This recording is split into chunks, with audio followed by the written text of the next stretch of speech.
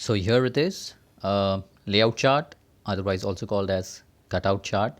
We are going to see its application, its significance, and why different brands have different layout chart. There's a very important reason behind it, and I'll cover it one by one. And I'll request you to be along with me throughout the video to understand this concept better.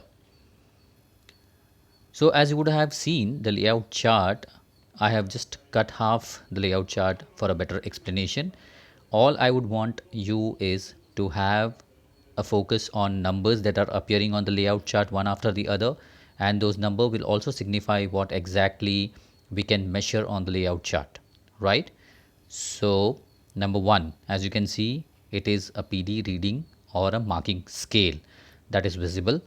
So both the one represents, one is for right eye and one is for left eye. 2 indicates that these lines that you see on the layout chart can help you measure fitting height or the pupil height. Okay. It can also be a segment height if we are considering for bifocal. 3, we call it as a frame bridge center reference peak or marks or frame centration triangle, whatever you name it. But these peaks are to ensure that the frame is aligned centrally so that the PD can be marked on the frame. 4, what you see a scale there from 10 to 30 is your top height reading. By top height reading, I mean what is the reading above the fitting cross. And finally, 5 indicates the diameter. So these are the 5 scales which are common on your layout chart.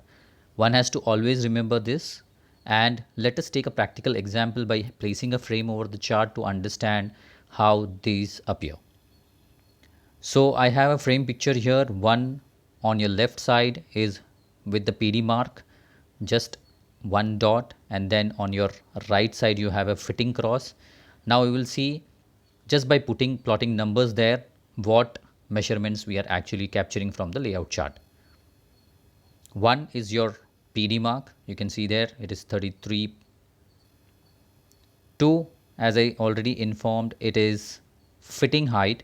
You can see easily, you can see the 25 number there, both on the left picture and the right picture, and there is one more line which is visible below 25, which indicates that the fitting height for this particular frame is 26.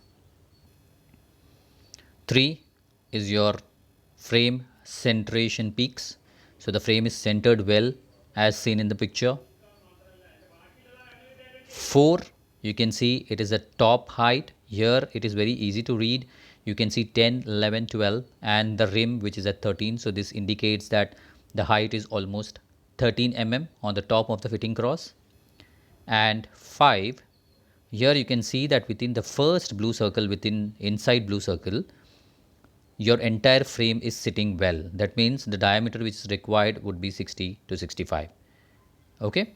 So quickly, like what we saw, the common scale 1, 2, 3, 4, 5 again on the chart. But what is the uniqueness that I want to highlight to you, and why different brands have different chart?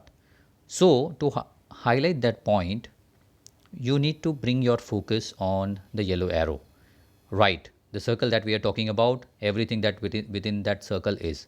So I'm just going to quickly take you through progressive anatomy, or say basically the markings that are available on the progressive.